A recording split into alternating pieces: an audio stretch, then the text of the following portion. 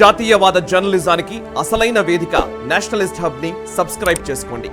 Notifications కోసం bell icon పై click చేయండి. George Soros ఫౌండేషన్కి సంబంధించి అండ్ ఓపెన్ సొసైటీ ఫౌండేషన్కి సంబంధించి ఈవెన్ ధన్యా రాజేందర్ని ఇప్పుడు ఇంటెలిజెన్స్ బ్యూరో ఇన్వెస్టిగేట్ చేస్తోంది.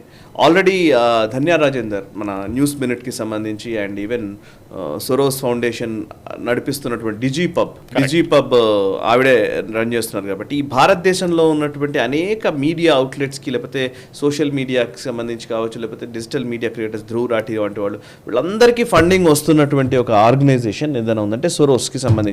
సో ఇప్పుడు ధన్యా రాజేందర్ కేసు కూడా ఇప్పుడు మళ్ళీ తెరపైకి వస్తోంది. యాక్చువల్లీ నిజానికి ఇంకా టైటన్ అవుతుంది జార్జ్ సోరోస్కి సంబంధించి, ఆయన తప్పుల చిట్టా అంతా బయటకు వస్తుంది అనేది కూడా వింటున్నాం. మీరు ఓపెన్గా జార్జ్ సోరోస్ ఈ ఎలక్షన్స్ అయిపోతే మాత్రం అవుటే నాకు తెలిసి. కరెక్ట్. జార్జ్ సోరోస్ ఓపెన్గా అడ్మిట్ చేశారు, నా సింగులర్ ఏం మోదీ గారిని కిందకి దింపడం, నేను $100 బిలియన్ నేను స్పెండ్ చేస్తాను, కానీ ఆయన కిందకి దింపుతాను. ఆయన ఇక్కడ ఒక్కటే కాదు, చాలా రాష్ట్రాల్లో ఇంక్లూడింగ్ సిరియా, ఇరాక్ లాంటి నేషన్స్లో కూడా ఈయన డబ్బులు పెట్టి అక్కడున్న మీడియాని కొనుక్కొని మీడియాని ఇన్ఫ్లుయెన్స్ చేసి సోకాల్డ్ థింకర్స్, సోకాల్డ్ అనలిస్ట్ వీళ్ళందరినీ కొనుక్కొని ఇప్పుడు సాయి గారు మీ ఛానల్ నడిపిస్తున్నాను నేషనలిస్ట్ హబ్. నాకు తెలుసు మీకు ఫైనాన్షియల్ సిచ్యువేషన్, మీరు మన ప్రేక్షకులు ఉన్నారని చెప్పి మీరు నడిపించుకుంటున్నారు, లేకుంటే మీకు అంత పెద్ద ఫండింగ్ ఏమీ లేదు, కొట్టుకుని చేస్తారు. అదంటున్నా, మీ ప్రేక్షకులు మిమ్మల్ని సపోర్ట్ చేస్తున్నారు, సపోర్ట్ చేయాల్సిందే, ఎందుకంటే వాళ్ళు మంచి కంటెంట్ చూస్తున్నారు అని చాలామంది మీకు డొనేట్ చేస్తున్నారు, అన్నీ చేస్తున్నారు. అది కాకుండా మీరు రేపు ఒక డిసైడ్ చేస్తారు, నేను మోదీ గారు వ్యతిరేకంగా స్టోరీలు రాస్తానంటే మీకు టక అని డబ్బులు వచ్చి పడతాయి, అడగక్కర్లేదు. ధన్యా రాజేంద్రన్ కేసులో ఈ లేడీ నేను మర్చిపోను సాయి గారు, ఇదే కేసులో 2018 కేసులో పర్సనల్ కేసు నాది, కేరళ గవర్నమెంట్ నా మీద వేసిన ఒక కేసులో, అప్పుడు అక్కడ జరిగిన ఫ్లడ్స్లో వరదలు వచ్చినప్పుడు కేరళ, నేను ఒక ఆడియో రిలీజ్ చేశాను ఆ రోజే రాత్రి బ్యాంకాక్ నుంచి వచ్చాను. ప్రీవియస్ డే హైదరాబాద్ ఫ్లైట్ దొరకకపోతే కేరళకు వచ్చాను. నేను కేరళకు వచ్చి అక్కడి నుంచి హైదరాబాద్ వద్దాం అనుకున్నాను. నేను ఒక వారంకి వచ్చాను అంతే, తిరిగి వెళ్ళాలి. దాని తర్వాత అక్కడ స్టక్ అయిపోయాను నేను, కంప్లీట్ ఫ్లడ్ అయిపోయింది, ఎయిర్పోర్ట్ క్లోజ్ అయిపోయింది అక్కడ. సో అక్కడ వెళ్ళి నేను అక్కడ లోకల్ గుజరాతీస్ ఉన్నారు అక్కడ చాలామంది, మటాన్చేరి అని చెప్పి ట్రేడింగ్ ఏరియా ఉంది, 3-4 జనరేషన్ 5 జనరేషన్స్ నుంచి గుజరాతీస్ ఉన్నారు, సేవా సంఘ్ ఉంది. అక్కడ వెళ్ళి నేను పనిచేశాను ఒకరోజు. అక్కడ కొంకనీస్ ఉన్నారు, తులు ఉన్నారు, చాలామంది ఉన్నారు అక్కడ ట్రేడర్స్. ఇది బిబ్లికల్ టైమ్స్ నుంచి ఉంటుంది అక్కడ, ఒక 15 జనరేషన్ నుంచి అక్కడ ట్రేడింగ్ నడుస్తుంది అన్నమాట. సో అక్కడ వెళ్ళిన పని నేను చూసినప్పుడు గుజరాతీ సమాజంలో పనిచేస్తున్నారు చాలా బాగా. అప్పుడు నేనేమనుకున్నాను, వీళ్ళకి డబ్బులు కావాలి కదా, డొనేషన్ కావాలి కదా అని చెప్పేసి ఒక అపీల్ పెట్టాను, ఒక ఆడియో క్లిప్. దాంట్లో నేను ఒకటే మాట చెప్పానంటే, కేరళ గవర్నమెంట్ డబ్బులు ఇవ్వకండి, సేవా భారతి లాంటి ఆర్గనైజేషన్కి డబ్బులు ఇవ్వండి. ఇప్పుడు మన ప్రేక్షకులు కూడా తెలుసు, సేవా భారతి అంటే RSSది ఒక సిస్టర్ ఆర్గనైజేషన్, చాలా మంచి పని చేస్తారు వాళ్ళు. చెప్పకుండా వాళ్ళు క్లీన్గా ఇంటికి వెళ్ళి ఇల్లు క్లీన్ చేస్తున్నారు, వరదలు వచ్చిన ఇంటి నుంచి సామాన్లన్నీ తీసి మంచిగా బయట పెడుతున్నారు, అన్నీ చేస్తున్నారు వాళ్ళు. దాంట్లో నేను ఇంకో క్లిప్లో ఏం చెప్పానంటే, అదే క్లిప్లో మీరు పాత బట్టలు ఇవ్వకండి, అక్కడున్న ప్రజలకి, కేరళలో ఉన్న ప్రజలకి పాత బట్టలు ఇవ్వకండి, they are people who are well to do అంటే డబ్బులు ఉన్నోడు కాదు, వెల్ టు డూ అంటే మనం చూసాం కర్నూలులో వరదలు వచ్చిన సాయి గారు, I was involved in that 10-12 సంవత్సరాల ముందు. ఇక్కడి నుంచి తీసుకెళ్ళిన బట్టలు రోడ్డు మీద అన్ని పడి ఉండే సాయి గారు, వాళ్ళు తీసుకోలేదు, వాళ్ళు పేదోళ్ళు. కర్నూలు, మహబూబ్ నగర్ వైపు పెద్ద వరదలు వచ్చిన ఆ టైంలో ఎవరు తీసుకోలేదు. వాళ్ళు అన్నారు, మేమేం పేదోళ్ళు కానీ ఇది మీరు యూజ్ చేసిన అండర్వేర్లు, బనియాన్లు తీసుకొచ్చి మాకు ఇస్తున్నారు ఏంటి సార్ అన్నారు.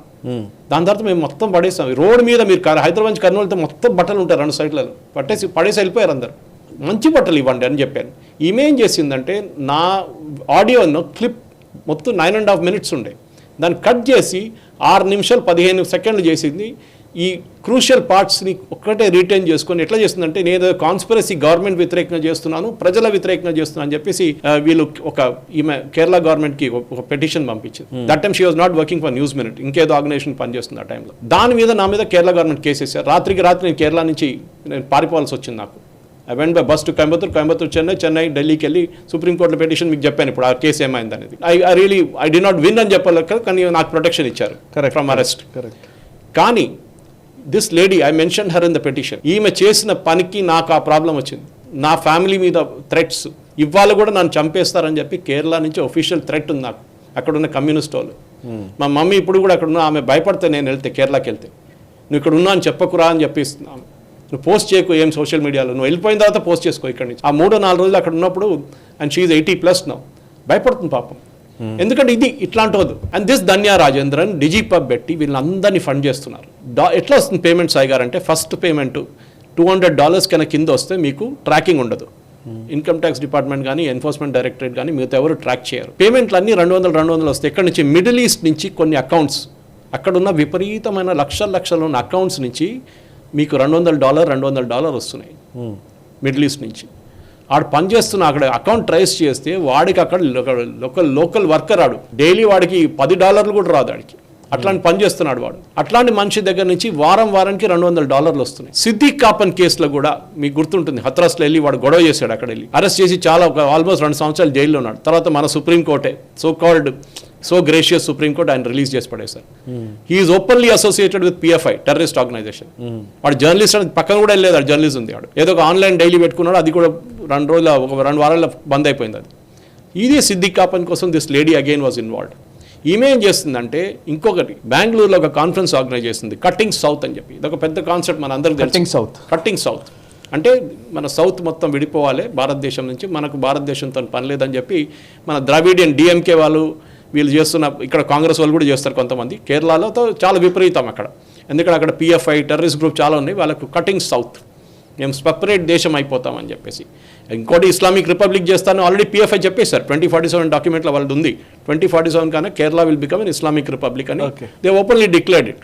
దాని తర్వాతనే వాళ్ళ మీద బ్యాన్ వచ్చింది, అంతా జరిగింది. To cut a long story short, ఇది ఈ సోరోస్ చేస్తున్న ఫండింగ్ని మనకు గుర్తుంటుంది, న్యూస్ క్లిక్ అది ఇంకో రూట్ ఉంది, చైనా నుంచి వస్తుంది ఫండింగ్. ఇంకోటి నెవిల్ రాయ్ సింఘం అని ఒకటి ఉండే, is a US citizen, Sri Lankan actually, sitting in the US, బీజింగ్లో కూర్చుంటాడు హాఫ్ ద టైం. అక్కడి నుంచి చైనా నుంచి మన దగ్గర ఉన్న వైర్, క్వింట్, స్క్రాల్ వీళ్ళందరికీ డబ్బులు పంపిస్తాడు. వీళ్ళు సాయి గారు you'll be surprise at the life style. వాళ్ళ ఆఫీస్లో వెళ్ళి చూడండి ఢిల్లీలో, మీరు పరేషాన్ అయిపోతారు. మీరు అఫోర్డ్ కూడా చేయలేరు అట్లాంటి ఆఫీస్. లక్షల్లో ఉంటుంది రెంట్, కానీ వాళ్ళకి అసలు ఫాలోవర్స్ లేరు, వ్యూస్ లేదు, ఏం లేదు. కానీ 5 స్టార్ హోటల్లో డిన్నర్ చేస్తారు, పెద్ద పెద్ద కార్లలో తిరుగుతారు. ఈ డబ్బులు ఎక్కడి నుంచి వస్తున్నాయి? సో న్యాచురల్లీ ఇంటెలిజెన్స్ ఏజెన్సీ వీళ్ళు వెంటబడ్డారు. వీళ్ళు ఆల్రెడీ వేసుకున్నారు కదా, మన ఈయన న్యూస్ క్లిక్ ఆయన ఓనర్ వేసుకున్నారు. వాడు బయటకు వచ్చాడు ఇప్పుడు అగైన్. వారి కోసం ఆర్గ్యూ చేసింది 5 స్టార్ లాయర్స్. 50 లక్షలకు ఒక రోజు ఛార్జ్, ఒక సిటీకి ఛార్జ్ చేస్తున్న లాయర్స్ ఆర్గ్యూ చేశారు. ఎక్కడి నుంచి వచ్చిందని డబ్బులు అడగకండి. ఇట్లాంటి పని చేస్తున్న వాళ్ళు, ఈ Soros the open society foundation అనేది వీళ్ళని భారతదేశంలో ఆపాల్సింది. మోదీ గారి ఫస్ట్ జాబ్ చెప్పింది, మీకు చెప్పింది జ్యుడిషియల్ రిఫార్మ్. సెకండ్ జాబ్ ఇట్లాంటి మీడియాని బంద్ చేయడం. ఎందుకంటే జ్యుడిషియరీ ఒకసారి ట్యాకిల్ చేస్తే వాళ్ళు ఫస్ట్, కేరళలో ఒక ఛానల్ ఉంది సాయి గారు, మీడియా వన్ అని చెప్పేసి. అప్పుడు నేను కేరళలో ఇంకొక ఛానల్ CEOగా ఉండే ఆ టైంలో, జనం టీవీలో ఉన్నాయి. This is a media channel owned by suspicious accounts from Middle East. పేరు కోసం జమాయితే ఇస్లామీ అని పెట్టుకున్నారు.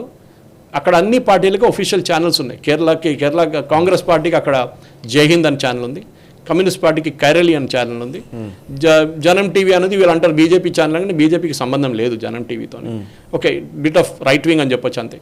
అట్లాంటి అన్ని పార్టీలకు అక్కడ ఛానల్స్ ఉన్నాయి. అక్కడ ఈ ఛానల్స్లో మీడియా వన్ ఒక ఛానల్ ముస్లిం వాయిస్ కోసం వీళ్ళు పెట్టారు.